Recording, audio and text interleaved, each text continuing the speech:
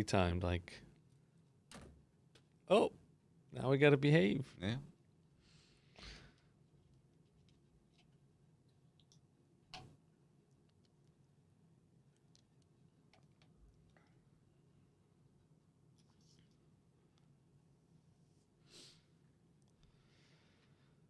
And there's YouTube.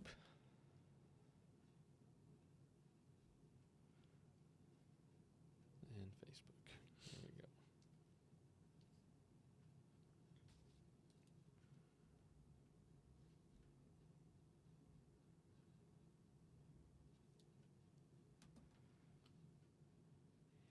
By the way, we are actually allowed to laugh in here and have fun, just in case you're wondering. Says you. Just in case you were I don't allow that in my church. curious. Oh. Well, I guess I'm glad I'm here then. You should be. All right, here we go. Hey, y'all, Pastor Emil here with another episode of Sweet Jesus. Taste and see that the Lord is good. Ice cream is sweet, but Jesus is far, far sweeter. A special episode. We're back in the studio here at Open Arms with Brock, Pastor Brock Kane from Lutheran Church of the Pines in Waveland. And we are picking up our look at what does it all mean? Christianity 101, sort of the basics of Christianity. It's been a little while, so just to give you a brief recap, so far we've talked about a number of different things. Talked about some prerequisites, sort of, why should you even care if there is a God or not? What are some benefits that faith in God bring? We talked about the Bible. We had an extended discussion of the Bible, several parts, I think 5 parts of that maybe. And near the end of that, we talked law and gospel. And now we are taking a look at the law of God itself, summarized in the 10 Commandments.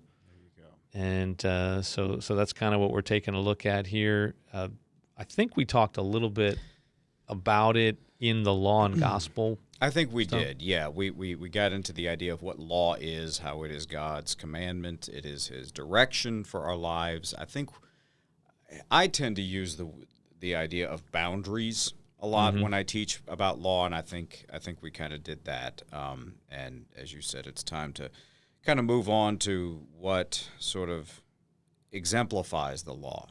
When I teach classes on this subject, and we talk law and gospel, I try to always get people to associate an image with those things. And, for the law, the image that should pop into your mind is those 2 tablets, of the commandments. Depending on how old my audience is, sometimes I'll say the first thing that should come to your mind is Charlton Heston coming down the mountain with those 2 big tablets, or Mel Brooks with 3. With 3 I tablets. gave you these 15. 10 commandments. Yeah, different generations depending on who you're teaching there. So that was funny. But yeah, what God gives us in those commandments, however many there may be, is sort of the outline, the boundaries that He sets for our lives in terms of what loving relationships are supposed to look like. Well, I think there's plenty here. And the law and gospel conversation we had last time, you can spend your whole life trying to get these 10 and you won't. Yeah. So why does it matter if maybe there are 15? Yeah. It doesn't matter. You ain't going to get them anyway. That's right. Not that you shouldn't strive for it and live as closely in line with them as you can, but ultimately we talked about how the law points us to the gospel, our need for the gospel. Right. But we were talking briefly just before we got started that the law, in a sense, is also an aspect of God's grace. Sure. Because it gives us... So initially, God makes human beings, and we just know what to do. We just, it's written on our hearts, and we just kind of do it. Then we have this fall into sin. All hell breaks loose. We're a mess. We're broken. We're not quite in line with the way God intended us live, to be shaped and molded, right? So now we actually need a little help. We need to know, I'm not supposed to do that. That's right. Okay. Then also these 10 commandments are given to Moses and the Israelites right after they spent 400 years in Egypt. So who knows what they were experiencing or the kind of culture they were living in Egypt. What they'd forgotten. Yeah. Yeah, all these things. 400 years is a really, really long time. That's longer than America has existed. Yes. Right? It's maybe not longer than the first colonizers, right? I mean, obviously there have been people here a lot longer than that, but as far as the European presence on North America, that's... Well, it's certainly longer than most of the institutions. Oh, that yeah. we're very familiar with and that we kind of count on and rely on, to give us guidance and insight into the world around us. Our denomination, the Lutheran Church Missouri Synod, 1847. Yep. Right? Somewhere So around there. that's not even 200 years ago. But right? we're doing great. That's a topic for another day. That's a different podcast. I said we could have fun during this, but I didn't say we could have that much fun. Okay, I apologize. I'll pull it back. All right. So what exactly were we talking about? Oh, yeah, the 10 Commandments. Anything else you usually like to tell folks before you dig into some of these details? Yeah. It's so interesting when you tell someone we're going to talk about the 10 Commandments. I think a lot of the initial reaction that you get from people is walls go up. I have to protect myself because I feel like I'm about to be attacked, and in all fairness, oftentimes that is what happens. The law accuses. That's right. And but we need to kind of get around those defenses a little bit with some perspective on God's law and understand what it is God is trying to accomplish with his law. And I'm sure we'll get into that more as the discussion moves on. But one of the things that I like to really emphasize is that the law is God's way of trying to protect our lives. So I think about when, my kids, I've got two boys, who are teenagers now and fairly self-sufficient people, but when they were much younger, they needed guidance for everything. They needed to be taught, how not to hurt themselves, how not to damage other things and other people, how to pet the dog. Yeah. We're doing that. Yeah. It's a journey. And I'm sure I probably came across, very stern and severe at times when I was trying to teach them these things. But the point was to protect certain areas of their lives. Mm-hmm. And that's very much what God is doing here. If you look at every one of the commandments, as we shall, you're going to see that God is dealing with a different aspect of our lives and our relationships with him and other people, and he's giving us the means to protect those things. Yeah. You're talking about kids. I remember my oldest when he was maybe 18 months, 2 years old, suddenly being really enthralled with the electrical socket. Like out of nowhere. He'd been walking past this thing for almost 2 years, and now all of a sudden he noticed it. Yeah. And he's like, "What's that?" Yeah. And he just really hated my guts for taking him away from it. Just boom. Yeah. Boom. And then he just, all right, then you go to your room, or, increasing levels of frustration for him based on the frustration. Exactly. He was bringing to me. And, of course, trying not to lose your cool because you're thinking, well, don't you get it? Like so that's, one thing. And then the sidewalk. There's not a whole lot of sidewalks anymore. Not a big sidewalk part of the world. We have sidewalks in our neighborhood. We actually looked for that. And when I go back to Long Island, I notice a lot of neighborhoods have sidewalks. So I think I'm kind of used to that. But our first house in Maryland at our first church was in a neighborhood that had sidewalks. And that was nice because cars were flying through the neighborhood and you could walk on the sidewalk. But then whenever he would go onto like the grass before the sidewalk, you know what he's doing, right? He's ultimately heading for the street. And I've heard plenty of war stories, horror stories from my own parents about me bolting for like gauze. Like just imagine, oh, I know gauze is that way. I'm going to run for it. And apparently there was a random neighbor who grabbed me one time. My dad didn't even know I had left the yard. Yeah. So here I am with my kids trying to say, hey, don't leave the sidewalk and go that way because I know what you're thinking, and that's going to get you killed. Yes. And I kind of like you. Well, I mean, most of the time, right? I mean, you're making my life really difficult right now, but I do kind of like you.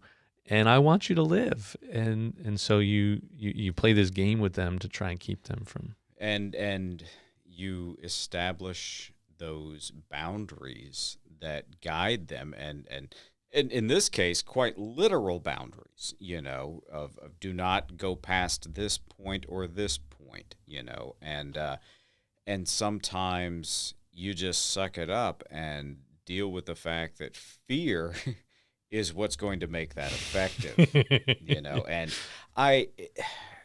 you'll have to tell me, I can't remember in our previous discussion, did we get into the 3 uses of the law? I think we did. Yeah, curb, mirror, and that's guide. The curb, yeah. right? And that's the curb that operates, largely by fear, but it's given to protect us. Mm-hmm.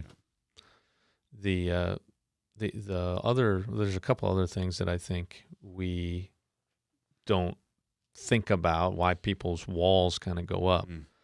And typically we're looking at it from a very, especially in America, in the West, a very individualistic approach. And there's actually, God doesn't just care about you, he cares about the world, the universe, right? Like he's trying to keep this whole thing together. And so sometimes you may be in a particular situation where you think, well, but this doesn't help me. But what you may not be considering is that actually God is not just concerned about you. He's concerned about you and the impact you have on society at large and the people around you. That's very true. There are cultures that are far more communally oriented.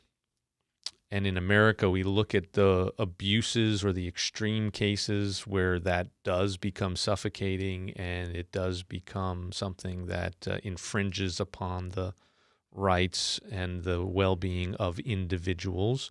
And so we have the kind of the opposite approach. We emphasize the individual, but an emphasis on the individual has with it its own set of problems in its extreme form. And so I'm just saying balance. Sure. And we need that, especially when we're looking at something like the commandments, because there's not a one of them on that list that doesn't involve our relationship and our accountability to someone else. Mm-hmm. Yeah. There's nothing about this that is strictly you. Yeah. Before we get into that, when you were talking earlier about an image, you got my brain thinking a little bit about something I had heard one time. If you made a toaster, or if someone made a toaster, right, they typically provide you with an instruction manual. Sure. This is sort of what it's supposed to do. Now, you can take that instruction manual and throw it out and use the toaster as a doorstop. You can take a space heater, right? And instead of using it in a room with gases to heat, you can put it in your bathtub. But those two uses don't ultimately fulfill the purpose and the intent and the design of the creator of the toaster or the space heater, right? You could put the toaster to heat up the bath water too. That's true. But that's probably generally not a great idea. Right. Disclaimer, I'll let you handle the comments section on this So, one. yeah, I wonder, are there any? Probably not yet. But living in the grain of the universe, living a life that's in line with the instruction manual. Or purpose. With the purpose that we were created, and we don't really like that typically. Right. So it creates a level of accountability that many of us would rather do without. it's that good old individualism. Yep. Yeah. So you talked about relationships, right? There's relationships involved in everything. And the way that a lot of theologians over the years have sort of divided the commandments is in recognizing that they are sort of summarized in two areas, two sets of relationships, right? So there's the first table, what we would call the first table, what we would number as the first three commandments. I'll probably have to back up and talk about that at some point. I skipped over that. But the first table is about us and God, our relationship with God. So you have those three commandments kind of pointing us in that vertical direction. And then the second table, the second section of the commandments pointing us outward, around us, horizontally to the people that God's placed around us. So, No, it's I do when I teach this subject, I tend to point that out as well. How they're divided up, and often I like to teach in front of a whiteboard. I don't know. We have a blackboard. I'm married to a high school teacher. I guess I'm just too used to it. But I like to draw two lines, two different axes. Pointing in different directions, and the up and down, the vertical, that's our relationship with God, that some of those commandments are specifically pointing to, and then the horizontal, pointing outward, that's our relationships to one another. And I do emphasize that throughout the commandments, but at the same time, it's also important, I have found more and more over the years, to cross-reference those things, and to bear in mind at all times, if we are loving and serving and devoted to God the way He wants us to be, then that's going to show up in our relationships with others. Yeah, and if I'm treating you like garbage, as I was when I walked in your office this morning, I love it. Yeah. Well, then most likely I am. I'm treating God the same way. That's what's in my heart, and that's what's coming out in all of my relationships. There's an interrelated, interconnected. Absolutely, right. It's not. Yeah. You can't say, "Well, I was nice to my neighbor, and so therefore I'm good with God." Right. And you can't say, "Well, I went to church and I'm in good with God, and so therefore I can dump all over my neighbor." Well, and Jesus, in the Gospels makes this point when he talks about who it is we're supposed to love and serve. And he makes the point that people who don't know God, Gentiles, sinners, they know to treat their children well. Mm-hmm. The people they love. Anyone can do it when it's easy. When the people who challenge you compel this reaction, that's when it gets tough, but that's also when it counts for the most. Yeah. Yeah, absolutely. These two tables, you mentioned Jesus in the gospel. He also, Matthew 22, verse 37, he summarizes all the commandments. Love the Lord your God with all your heart, soul, and mind.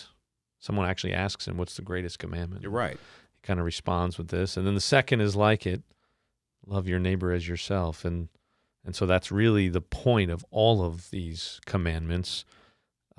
The Apostle Paul talks about the love is the fulfillment of the law. Love is the summary of all of these commandments, ultimately. Love for God and love for all the people that God's put in our lives. Yeah. Which, it struck me as interesting because love is a really popular idea in our culture. Yes. And I think what most of the folks that emphasize that don't realize is that without Christianity in particular, nobody knows that. Yeah. Nobody cares. Yeah. there is no scientific evidence that love is anything other than a chemical reaction in your brain. Yep. But it certainly doesn't say whether it's important or valuable. Right. And it's not given shape and depth. What is love? Is it just Exactly. this, ooh, Yeah. I feel love inside my heart? Yeah, I think that's something else. But at the same time, it is something that wells up inside of us that we, poets have been trying for thousands of years to come up with an answer for this, and they're still trying. It's an indefinable thing. As long as we approach it purely from that emotional standpoint of what wells up within us that tries to come out, and we don't look at it from the perspective of boundaries. We have to be able to define love by what it is and what it isn't.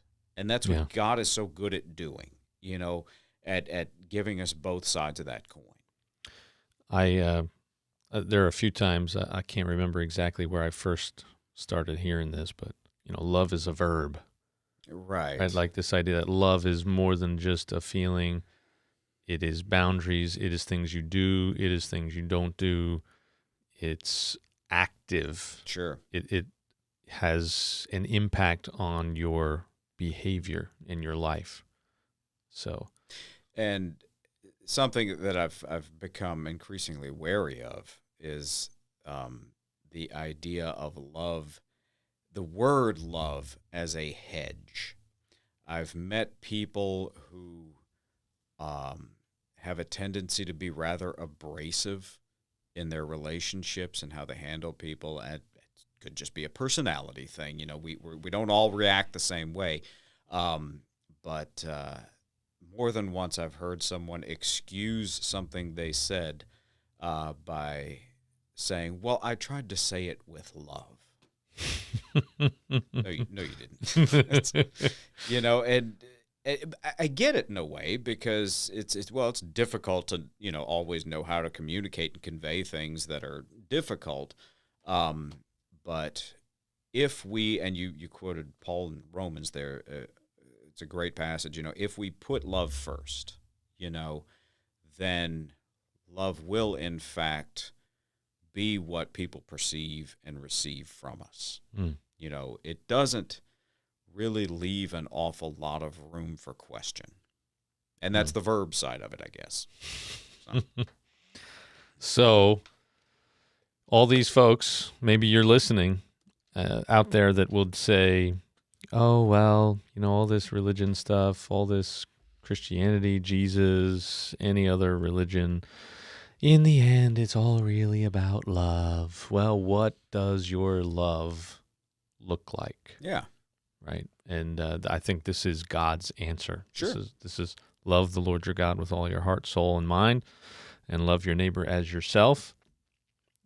Love is the fulfillment of all of these things, meaning the reverse. Right. If you are loving, these are the kinds of attributes that will characterize your life. That's exactly right. I had a very interesting conversation several years ago with a good friend, very bright man, very faithful man.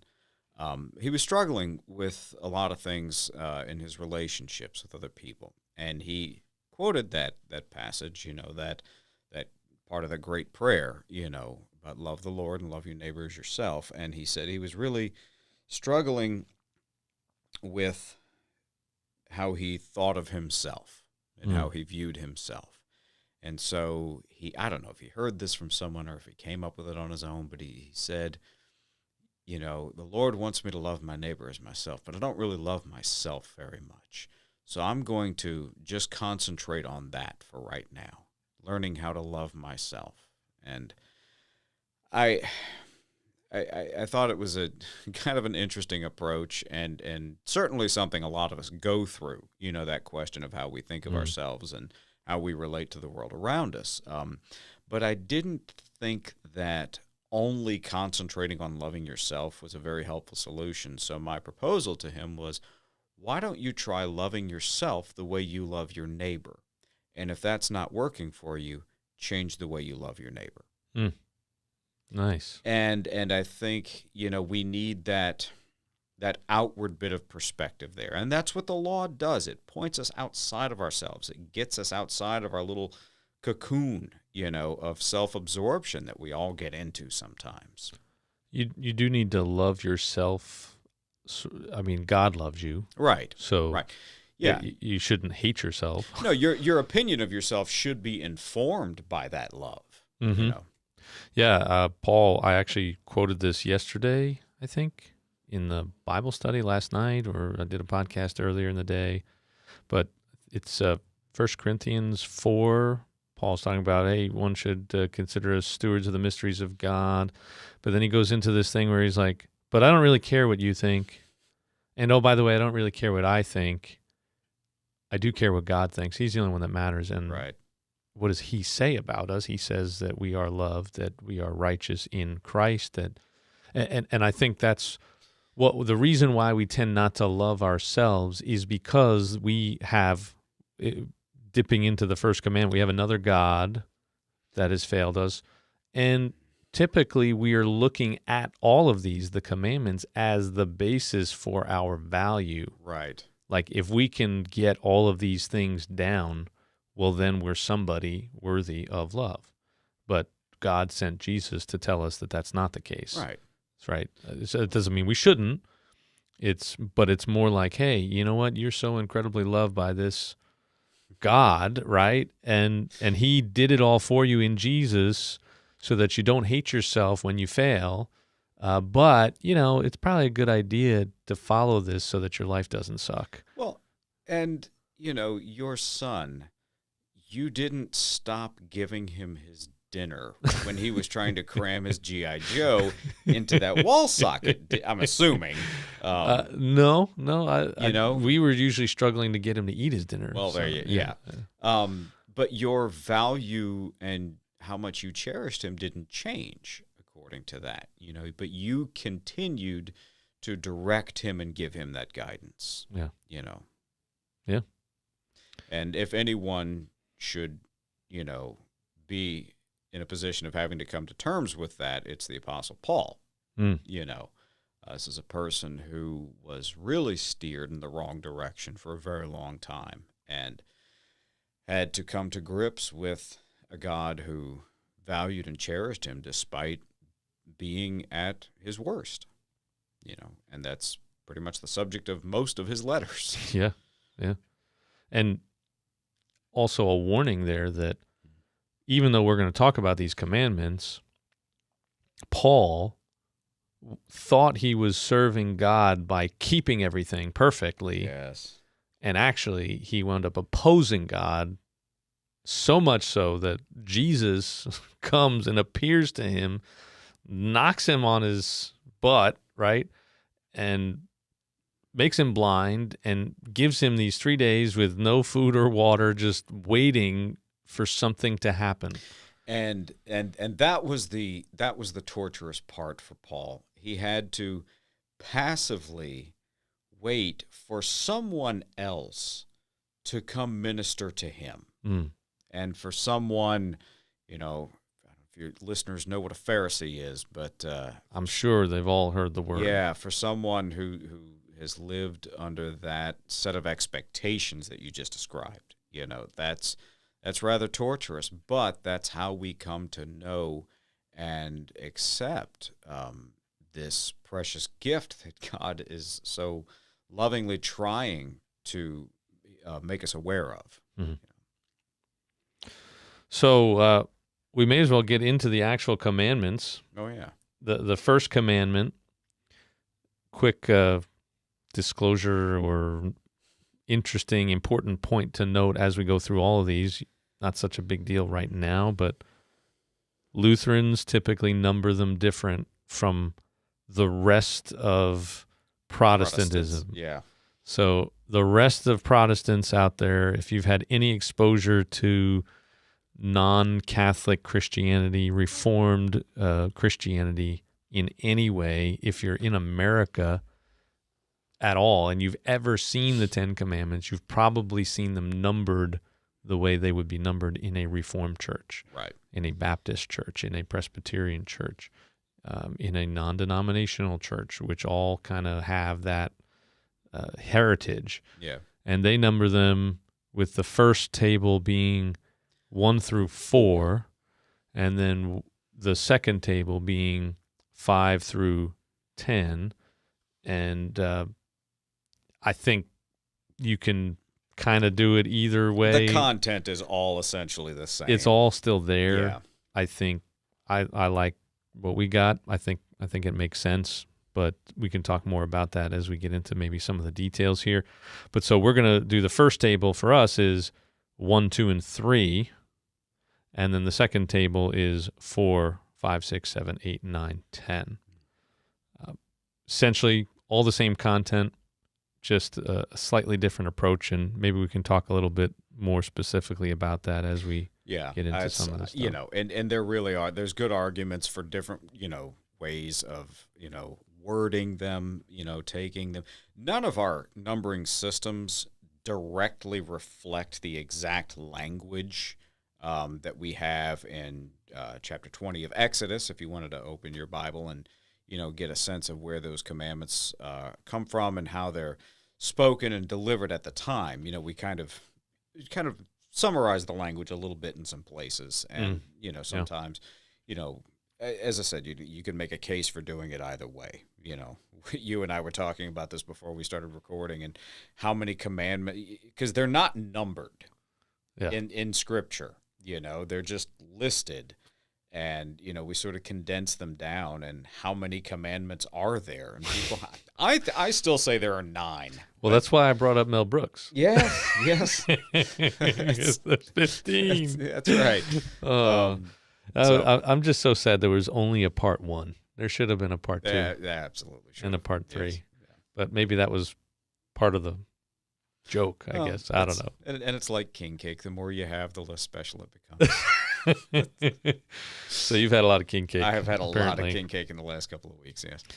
Well, Brother Brock, you shall have no other gods.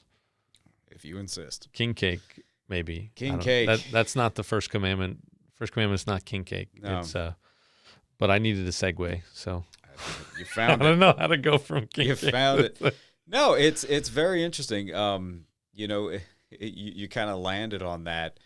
I don't know how many of our listeners know what we're talking about when we talk about king cake. During the Mardi Gras season here in the New Orleans area, in this part of the country, we have part of our tradition is the king cake. It's the cake that comes from the celebration of the Epiphany. And this is very big in other parts of the world, Latin American countries as well. This is a big celebration for them, and part of that tradition is this cake in which a small doll is hidden. Yeah. And the idea is, from the Epiphany, that the Magi were searching for the baby Jesus, and that's the end of their journey, and this thing is hidden, and it's part of the journey, in the celebration.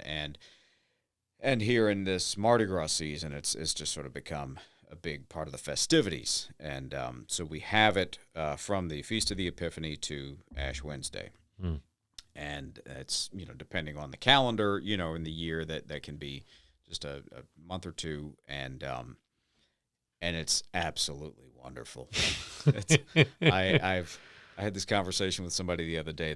I've had a lot of king cake in my life. Very few of them are just outright bad. Some of them are better than others, but I enjoy most of them. And it's something I tend to think about a lot. You got your ice cream, man. So, you know what? Next time you're in here, you better bring some king cake, man. I'll bring you a king cake. Or maybe I need to get a king cake for you. One of my confirmation students is selling them as a fundraiser for their band, and I bought one, so I should have it next time. But so, how does this translate to the first commandment? Well, it's something I think about.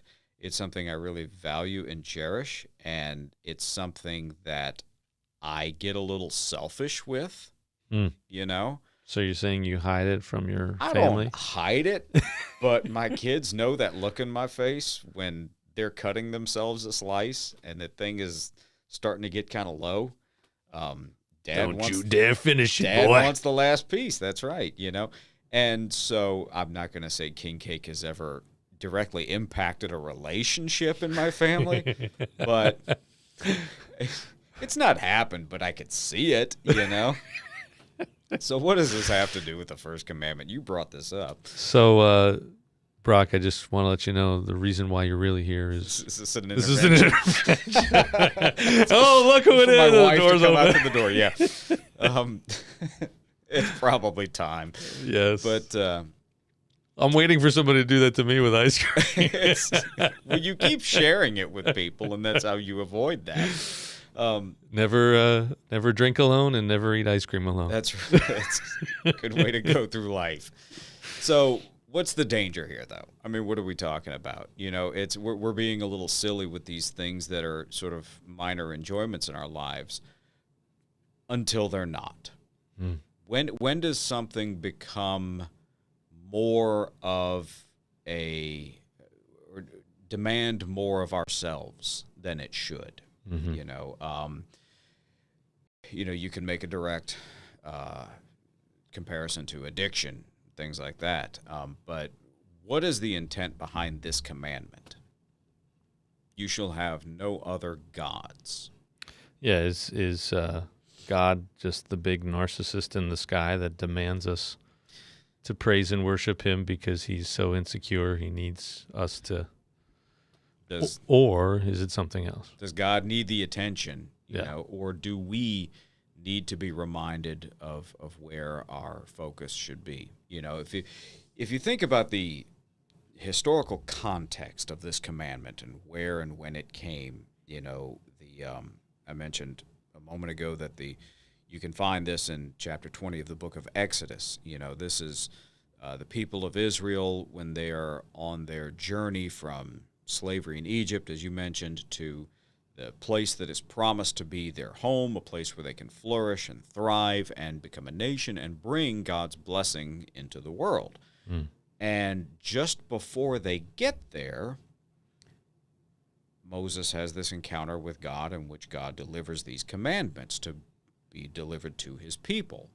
And these people are about to not just go into the land that is promised to be theirs, but they're about to meet the people who live there. Mm-hmm. There are people there, and these are people who have other customs and traditions and worship other gods. And so God is trying to remind them, obviously, don't forget who brought you here. Yeah. But there are further implications of it as well. We were talking about this before when Luther discusses this commandment in his large catechism. Something I've always really appreciated is his question. In order to understand this commandment, we have to understand, what is a God? Mm-hmm. What is God talking about when he says this? What are some of the other things that we worship? I don't know, how do you generally approach that?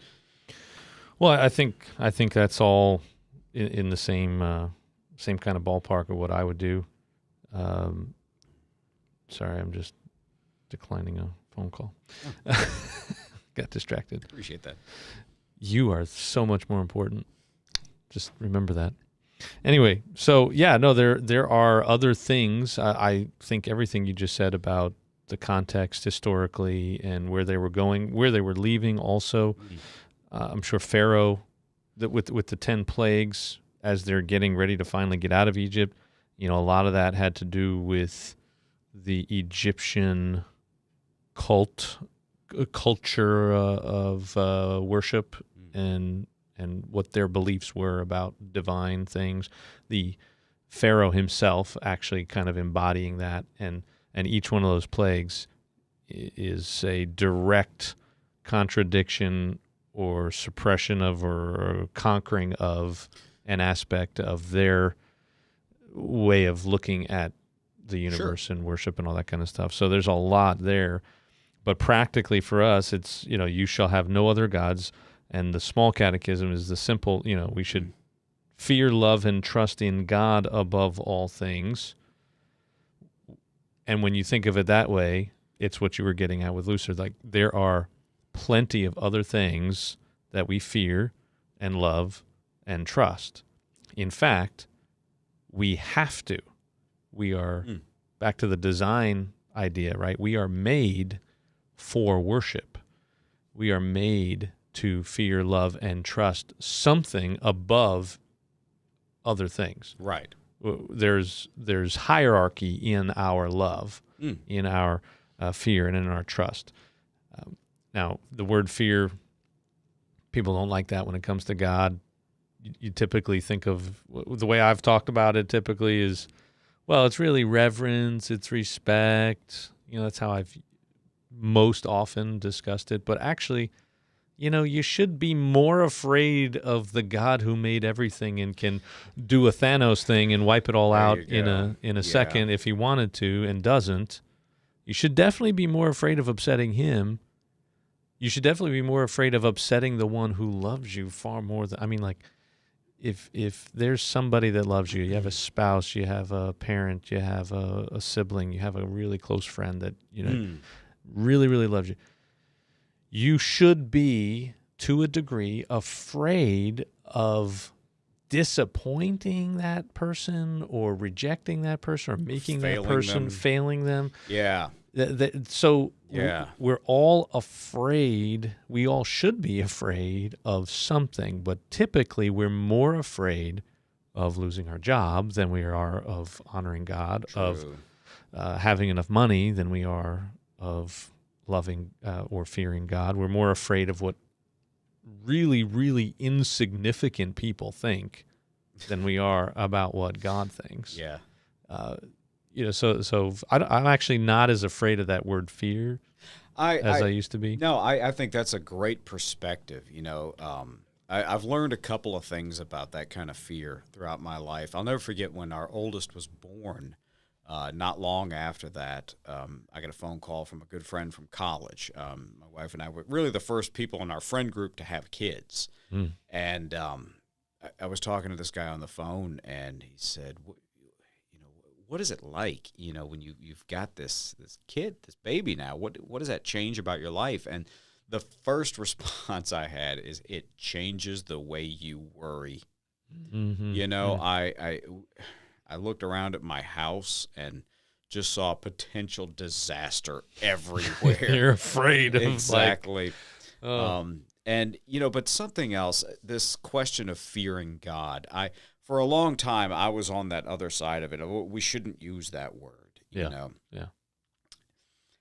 And then Hurricane Katrina happened. And I lost my home like so many other people. Fortunately, we were very lucky to be safe and have a place to go. And I still had a job in Biloxi at the time. And right in the months after Hurricane Katrina, everything along the beach was a disaster, including the beach highway. So that was closed, and for many months, actually. And right before Christmas that year, they opened the shopping mall in Biloxi right there by the water. And I went there to pick up a Christmas present for someone, and I pulled into the parking lot. And I saw the water, and I realized it was the first time I had seen the water since the hurricane, since it had caused all that destruction, because the highway and all those roads were closed. And I sat in my vehicle paralyzed for a minute, because the water was completely flat and completely calm. It looked beautiful. It's what I love to see when I drive by it every day when I leave my house. But my first reaction was to understand the inherent and overwhelming power that was out there. I almost got a sense that there was a monster under those waves that was waiting to come out because of what I saw it do to my home. Yeah. And it created in me a new kind of respect, a new kind of awe, and it retained a little bit of that fear from that point forward, because it is so much greater than I. I am so insignificant in its path, and the more we come to understand who God is and what he does for us and through us and with us, we can't help but come to understand how small we are in comparison to his will and his might and also his love. It is a tremendous thing, an overwhelming thing. Yeah. That's the calm water was probably what you're realizing very deceiving, right? Very, yes. It looks nice now. Yes. But, yeah. I know what's out there and I know what it can do. and even that whole story, I think ultimately points to why you worship nothing else but God. That's because exactly right. You can fear the water, and you should, right? I wanted my child, I wanted all my children to fear electrical sockets, right? To be cautious, to recognize the potential danger there. I wanted them to fear the street with the cars coming by, because cars are bigger than you, and they're going to, Yes. right? Electricity is bigger than you, even though it's not physically, maybe it's more powerful than you are. The water, right? Man, that can just devastate entire populations of people. You should be afraid of those things. But if you're more afraid of God, in a sense, and not so much the fear as the love and the trust part, because you're trusting, in a sense, that thing can kick your rear end in a fight. I right? will lose. You will lose to the water. Yes. You will lose to electricity. You will lose to a moving vehicle. Yes. Right? All those things. But if you trust God, you have something to get through the devastation that was wrought 16, 17 years ago. Right. You're trusting that God is bigger than you, in a sense. That's the fear part. But you're also recognizing that God is bigger than the waves. That's right. That's who I have on my side. Yeah. And actually, water in the scriptures, the Bible, is always like, well, not always, but very often, the bodies of water are evil. Yes. Right. Water itself is life-giving as a drink, but the waters in rivers and lakes and seas is terrifying. Yes. Like they they're a manifestation of danger and threat and evil and sin and darkness, right? Because it is dark. You can't see what's in there. A few places you can, but it gets deep enough anywhere. You can't see all the way to the bottom. So, that's the idea, though, that we fear, love, and trust in God above all things. Yeah. We are wired to worship. We are wired to have some level of fear and love and trust for something more than other things. And when we have God at the top of the pecking order, things tend to go a little bit better. Right. So if you love your career more than you love God, well, then you're going to do whatever you have to do. But in the end, that might actually undermine your career. Well, inevitably, it's going to lead to disappointment. Yes. If you love your family more than you love God, they're going to disappoint you too. At the very least, they're going to die. Yeah. Right? They'll be gone at some point. And if you have all that stuff out of order, if you love your family more than your career, which you probably should, then you're going to make some choices based off of that. Exactly. Like, you know what? I'm going to make a change in my career because I love my family more. But if you love your career more than your family, you just brought people into the world that you are screwing up royally. Yeah. Yeah. Well, and, it's the longer I've, been in my career and trying to support my family, I've kind of come to this conclusion that our lives, and this is maybe slightly reductionist, but our lives are a series of an unending series of things to which we either say yes or no. And sometimes I will have to say no to my family, for the sake of the expectations that I have here and my obligations, but I must also be just as willing to say no to that. Mm-hmm.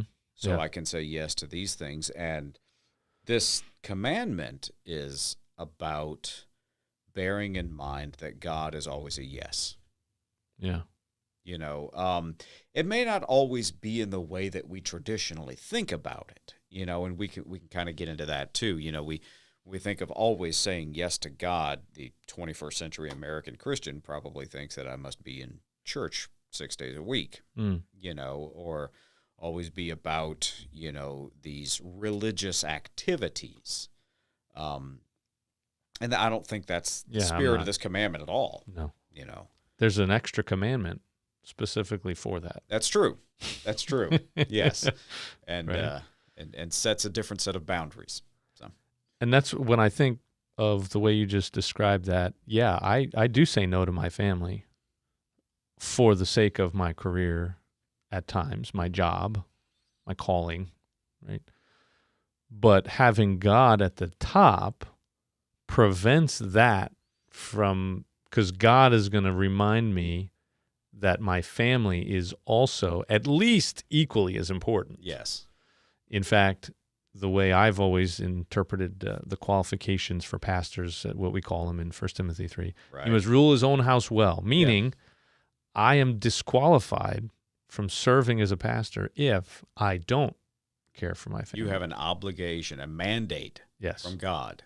But again, you see God kind of sorting through the rest of those things that sort of helps create balance and harmony, sort of as we deal with all these yeses and nos. We do that. I think that's very true.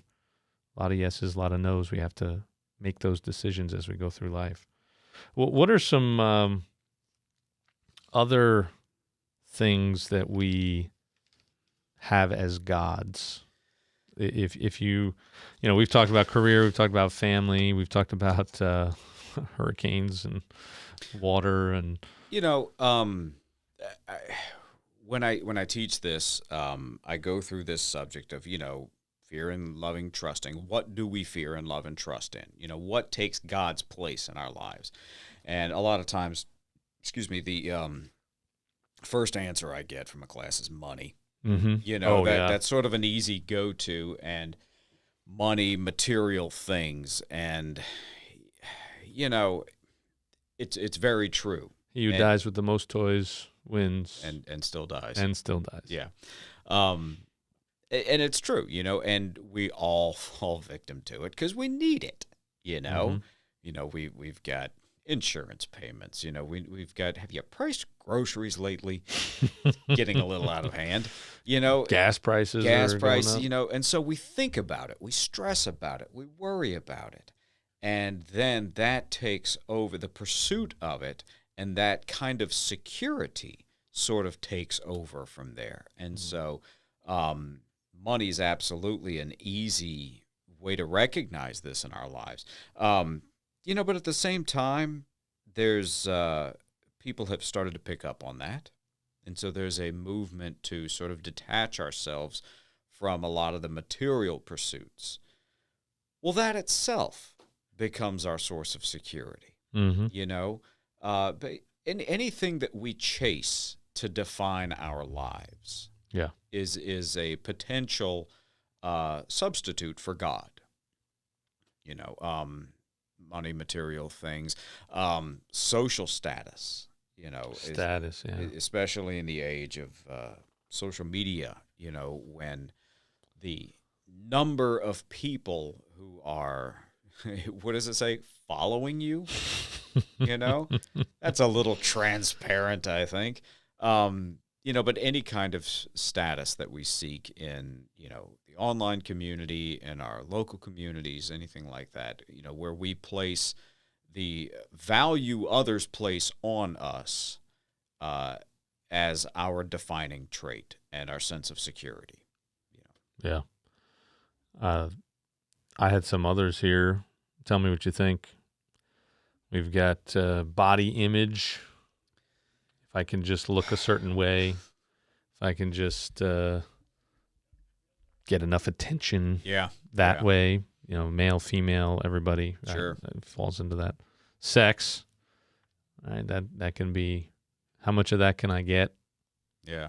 Right. There's a line from a TV show I saw a number of years ago, where one character accuses another character of making everything about sex, and his response is, "Everything is about sex, except for sex. Sex is about power." Ah. And that was quite insightful for such a horrifying train wreck of a TV show. But again, for another podcast. Yeah. But it can be.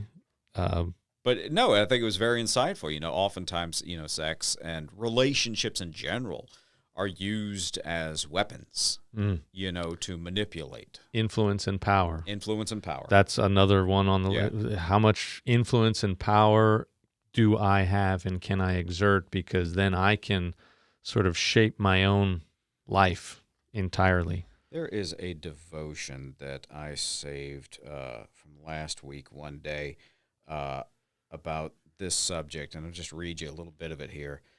He writes, "Against my own best intentions, I find myself continually striving to acquire power. When I give advice, I want to know whether it is being followed. When I offer help, I want to be thanked. When I give money, I want it to be used my way. When I do something good, I want to be remembered. I might not get a statue or even a memorial plaque, but I am constantly concerned that I not be forgotten, that somehow I will live on in the thoughts and deeds of others." And we don't think of those things necessarily as power, but that is in fact what we are pursuing. Yeah. So definitely power is a big, big problem. Big God. Yeah. To keep in line with the first commandment here. Career, we've mentioned. Politics. Oh, absolutely. Just politics itself.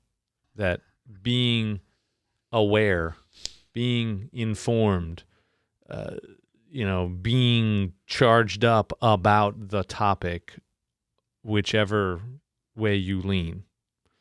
But then, of course, there's your political party. That can be a god. Sure. Political candidates. This is someone who I trust in to give me everything I'm looking for. If only this person or this party or whatever, I can... Or maybe not so much him, but as long as it's not him.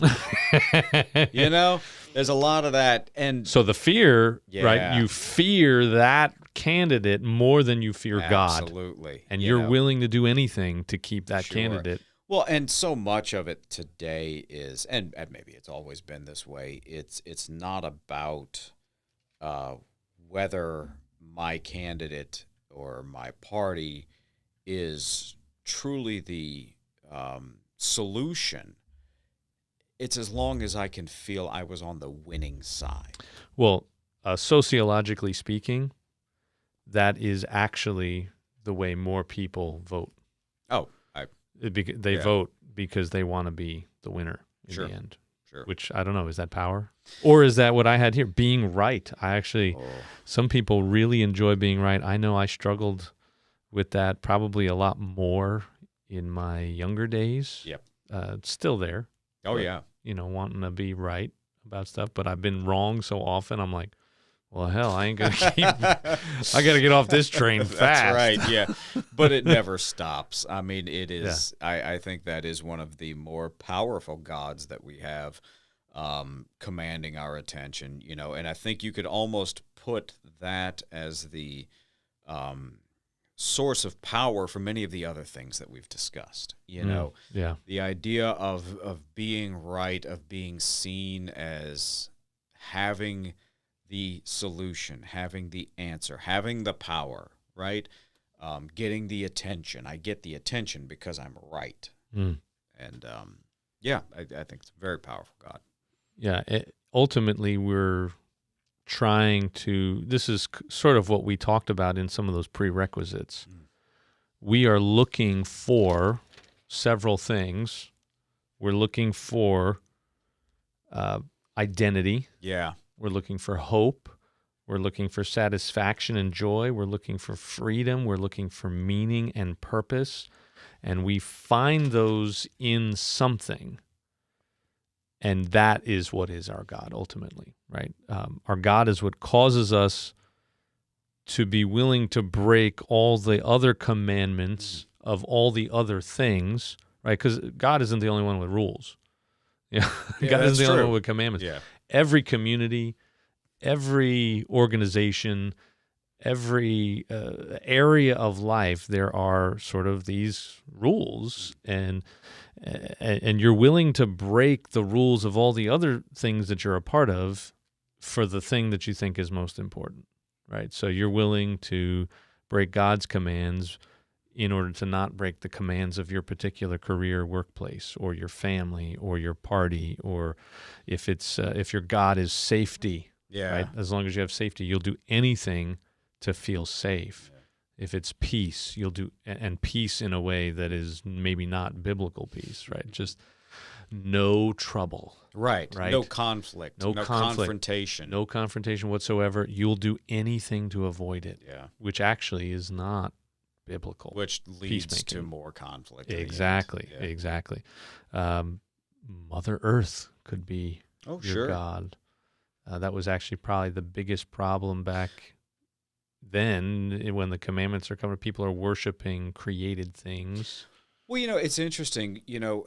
We're talking about one of the things one of the ways I approach this when I teach it is to, first of all, a word we've not really used, you and I here today in this discussion, is idolatry. Idolatry. Which This is really all idolatry. It's what it is. And an idol is anything we worship besides God, And there are a couple of kinds of idolatry, at least the way it was explained to me. There's what you and I have been discussing is fine idolatry, very small, because it's difficult to tell with these things. When does money or status become a god? Is there a threshold, and it's very difficult to see, and therefore it's also difficult to accuse. Mhm. But then there's the gross idolatry, the very definable moments in which we give our devotion and faith to other gods. And you brought up at the time this commandment was given, there were other gods that people openly worshipped. So this is sort of the gross idolatry. And I just thought of this when you were talking about Mother Earth and some of those other divine aspects of creation. There is, if you look at the pantheon of gods, say for the ancient Greeks and the Romans, they kind of had a god for everything, you know. Yep. And it was in a way their way of seeking to worship God, but reducing God to all of the other little gods that they had in their lives, So the god of the harvest, the god of war, the god of wisdom, these things, So Well, so the connection there is they took the finer idolatry and enshrined it into some kind of divine thing. That's exactly right. And so a lot of people today think religion and God is just a bunch of baloney because they've come to see that, no, there's not some little leprechaun that you can worship in a little temple if you make it out of wood or whatever. Exactly. And that's going to make sure that you have a good business, right? Yes. Or that your harvest is good, or that you have a child. Yes. Or that, but those were all of that's what it was. Yes.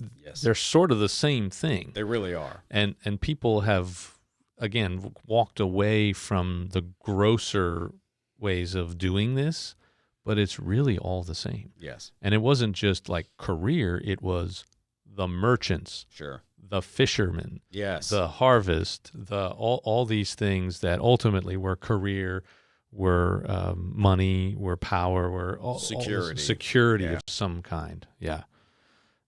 So back to something I've talked about, at least I know I've mentioned, we were made to worship something. Yes.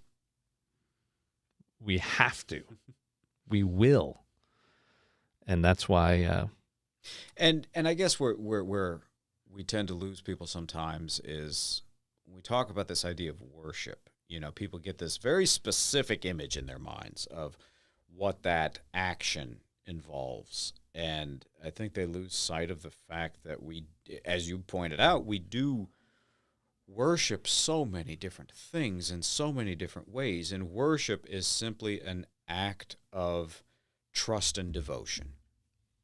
So look at our lives. Where are we putting our trust and our devotion? What am I actively seeking to encourage in my life? That's my act of worship, and if it's my car or my career, Have you ever heard this before? I've never drilled down to get into the details to see how true this was historically or linguistically, but I've heard worship is a derivative of worthship, and that could just be a preacher making up something to make it work, because it does. We don't do that. But the point was, we never do anything like that. Never stretch an illustration to make it fit, even if it's confusing as hell. Yeah. But the idea is that there is always something to which we have said, this is worth everything. Oh, okay. Right? It's the most worthy of our attention and resources. This is worth everything. And so the first commandment is just saying that God is the one who deserves the ultimate worthship, the ultimate amount of value. Yeah. He is of ultimate value, and so he should ultimately, because anything else we could value ultimately comes from him. That's right. And that explains the special relationship this commandment has with the rest of them. That if this commandment were not a problem for us, none of the rest of them would be. Exactly. We wouldn't break the other ones. That's right. But we break the other ones because, why do you lie? Why do you cheat? Why do you steal? Why do you commit adultery? Why do you do all these other things? Because I'm putting that thing. Because that's way more important. Yeah. That's worth more than my God. So anytime I'm breaking one of the other ones, I'm also breaking this one. And James actually said, that's true. Book of James, right? Yeah. He says explicitly, if you've broken one, you've broken them all. That's true. Yeah. So have we exhausted this topic for the day? That ray of sunlight. Welcome to hell. There you go. We promise they'll be much better from now on. Well, I mean, it is the commandments. It is, but there's so much beauty to be found in what God has promised us in these relationships and the way that he protects us, And so I think when we look at these things, we need to be prepared to see the darkness, to see the problems and the burdens that we bear, but also see what it is that is reflecting God's love for us in these things. Well, and maybe that's how we should end it, is to say, what is it that makes God, the one true God, ultimately worth our, unfettered devotion and love? Well, the fact that he gave us these, well, first he put them on our heart, and we said, no thanks. And then he gave them to us, and we said, oh, hell no. No. And then he sent his son, God in the flesh, God coming in the flesh himself, to take the consequences of a world off the rails because of us ignoring his instruction, and taking that crushing burden, that suffering on himself, and then offering the rewards for his perfection to anyone who will just receive it and acknowledge him, and then a future where we're not going to struggle with these things anymore, and we're going to live without the pain and suffering and brokenness, the new heavens, the new earth, perfect, redeemed, restored creation as it was intended. In fact, it might even be better for having had all these terrible things happen. Like somehow there's going to be an aspect of this victory that's just so amazing. That's the God worthy of our worship. And what it tells us is that he looks at us in our broken state after having completely rejected him and still decides we're worth it. Mm-hmm. It's a fearful thing It's a fearful thing. Yeah. You know, when you talked about king cake before, when you first mentioned it, did you say something like, I think you started like, it's just not as, it's losing its appeal, sort of. No. No? No. It Well, was wearing off. Like I will make the point, and I've made this point before as actually as a sermon illustration, that were it available all year, wouldn't mean anything.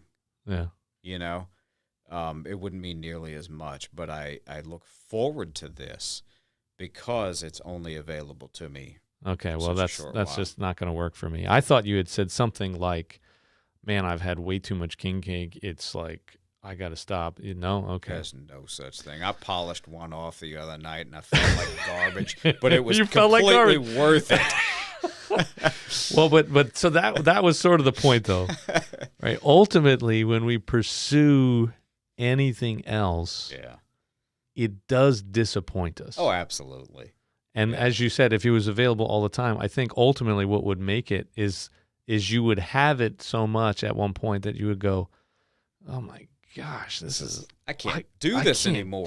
I actually have gotten like that with ice cream. Well, it's time to go chase something else. See, but what God is saying in the first commandment is, chase me. Yeah. You mentioned addiction. That's why I was thinking about this. I had a note here about addiction. I wanted to make sure I included. Addiction, if you're addicted to anything, sex, drugs, alcohol, anything, pornography, ultimately it begins to lose that dopamine, the amount of endorphin, like it just never quite, and then you're on this constant search to try and get that high again. Yeah.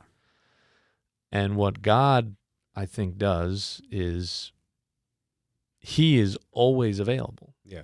There is no...